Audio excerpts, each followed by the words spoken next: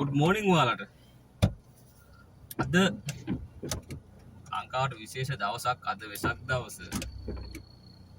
ඉතින් අද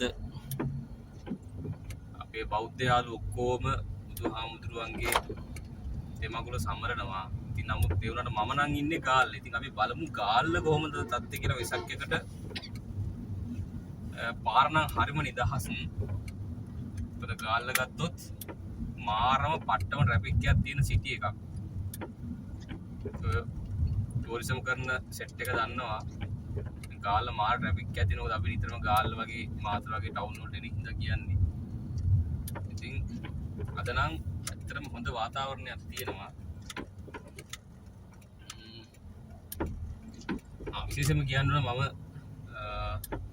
tour operator කරන කෙනෙක්. මම ටූර් ඔපරේටර් කම්පැනි එකක් තියෙනවා.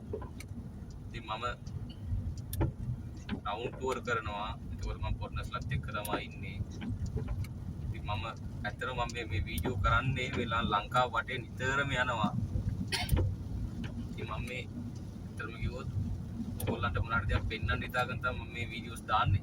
ඔයගොල්ලෝ කැමති නම් මේක ලයික් දාන්න, කමෙන්ට් එකක් දාන්න. ඔයගොල්ලන්ට මොන හරි දැනගන්න ඕන නම් විශේෂයෙන්ම ටූරිසම් ගැන, ටූරිසම් ෆීල්ඩ් එකට එන්න ඉන්න අලුත් කට්ටිය ගැන, අලුත් කට්ටිය මාසාවෙන් ඉන්නවා නම්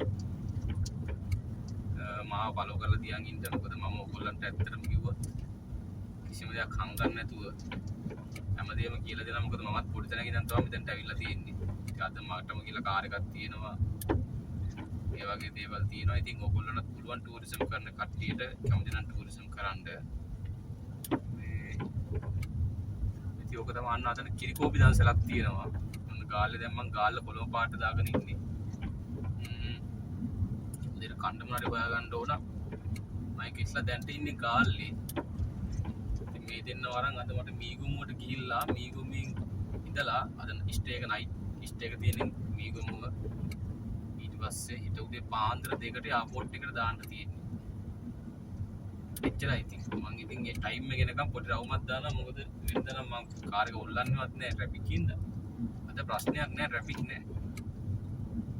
අද කිසිම ගැටලුවක් නැතුව යන්න පුළුවන්.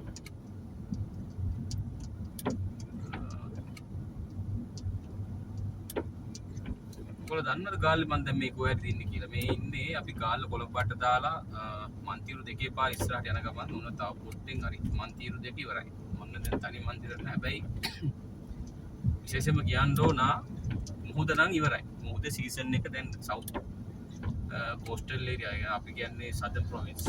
සවුත් සදර්න් ප්‍රොවින්ස් වල සීසන් එක ඉවරයි. මොකද ආයි බැලුම තේරෙනවා මුහුද වහිනවා තියා ලං වෙන්නවත් බැහැ. මුහුද සැරයි. අර කලින් තිබ්බ නිල් පාට ගතිය නැතුව ගිහිල්ලා තියෙනවා.